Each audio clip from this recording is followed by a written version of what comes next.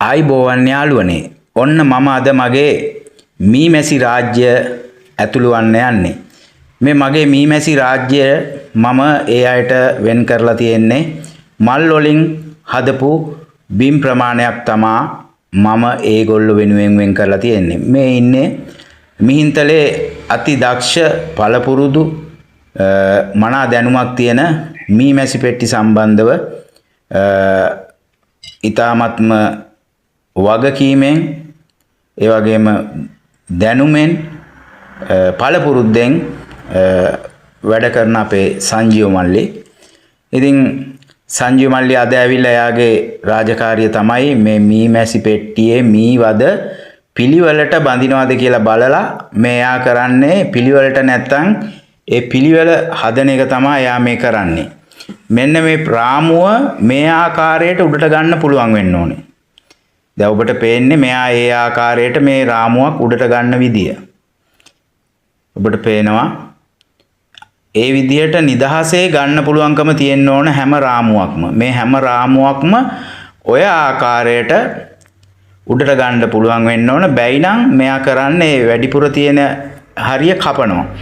කපුවන් පස්සේ ඒ අය දන්නවා පිළිවෙලට රාමුව ඇතුළත මී වදය බැඳගෙන යන විදිය ඒ අය හුරු කිරීමක් තමයි මේ අපේ සංජීව මල්ලි මේ කරන්නේ. ඉතින් සංජීව මල්ලි මේ සම්බන්ධව මනා පුරුද්දක් තියෙන කෙනෙක් මේ මිහින්තලේ. මෙන්න මේ ආකාරයට මේ වදේ උඩට ගන්න පුළුවන් වෙන්න ඕනේ. දැන් බලන්න. වදේ බැඳගෙන යනවා. මෙයා මේ බලන්නේ මේකේ පිලව් ඉන්නවද කියලා. මේ යට පෙට්ටියේ තමයි පිලව් ඉන්නේ. මේ බලන්නේ නිරීක්ෂණය කරන්නේ පිලව් කියන්නේ පැටව් දාලාද කියලා.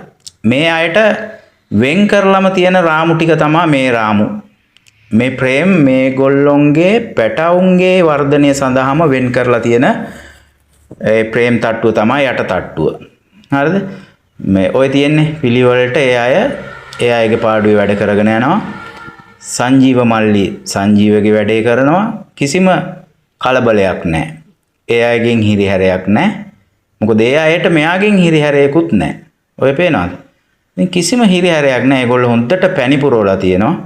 ඉතින් මේකේ පැණි පිලව්යි දෙකොල්ලොම ඉන්නවා.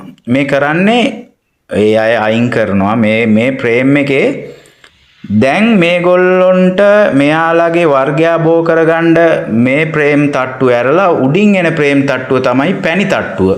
ඉතින් ඒකට අද දවසේ කරන්නේ මෙන්න මේ ආකාරයෙන් වදයක් අරගෙන මේ වදය කපලා ඔය තියෙන්නේ පැණි ප්‍රේම්. මේ උඩ පොඩි ප්‍රේම් එක තමයි පැණි ප්‍රේම් එක. අන්න ඒ ප්‍රේම් එකට අර වදෙන් වදයක් කපලා තියලා බඳින එක තමයි මේ කරන්න හදන්නේ. ඉතින් අපි මේවා කරලා දෙන්න ඕනේ ඒගොල්ලොන්ට. බලන්න ලස්සනට වදේ කපලා ගන්න විදිය. බලන්න පැණි චුට්ටයි හැලෙන ඔන්න ඔය විදිහට තියලා ප්‍රේම් එකේ තියලා ඔය ආකාරයට මේ වදය ප්‍රේම් එකේ තියලා බඳින්න ඕනේ.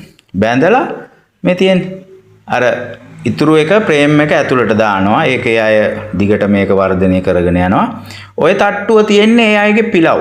කියන්නේ වර්ධනය කරගන්න වර්ගයා බෝ කර. මේ කරන්නේ අපි පැණි ගන්න හදන තට්ටුව. උඩ තට්ටුව තමයි පැණි තට්ටුව. ඔන්න ඔය පැණි තට්ටුවේ පළවෙනි ප්‍රේම් එක තමයි අද දවසේදී මේ සංජීව මල්ලි විසින් සිදු කරන්නේ. අද ඔන්න වෙනම පැණි බඳින්න උඩ තට්ටුව සූදානම් කරන එක තමයි මේ ආකාරයට කරන්නේ. ඒගොල්ලොන්ගෙන්ම පැණි වදයක් කපලා ප්‍රේම් එකේ තියලා බැඳලා ඒක නැවත උඩ තට්ටුව වශයෙන් ඔය තියෙන දැන් ඔන්න ඔක උඩ තට්ටුව. මේ සම්පූර්ණ අපි මේ උඩ තට්ටුව දැන් දෙන්නේ මෙයාලට පැණි සෑදීම සඳහාම පමණයි. මේ උඩ තට්ටුව. යට තට්ටුව සම්පූර්ණ මේගොල්ලොන්ගේ වර්ගයා බෝ කර ගැනීමට පැටව හදන්න. අර බලන්න අර වැටිලා ඉන්න මේ තියෙන්නේ ඔබ දකින්නේ අර පැණි ඉතුරු වෙච්ච පැණි ටිකක් 100%ක්ම විශ්වාසවන්තව මේ පැණි හදාගන්න ගෙදරම ඔබටත් මේ විදිහට වැඩ කරන්න පුළුවන්. මේක 100%ක්ම පිරිසිදු මල් වලින් හදන මේ පැණි. ඔය ව්‍යාජ මේ පැණි තියෙනවා. ඒවට කරටෙන්නේ නැතුව තමන්ට තමන්ගේ වත්තේම මේ වගේ දෙයක් කරගන්න පුළුවන්. සමහරු සීනි දානවා, සමහරු කකුරු දානවා. නෑ මේ පෙට්ටියේ හැදෙන්නේ රියල් මේ පැණි.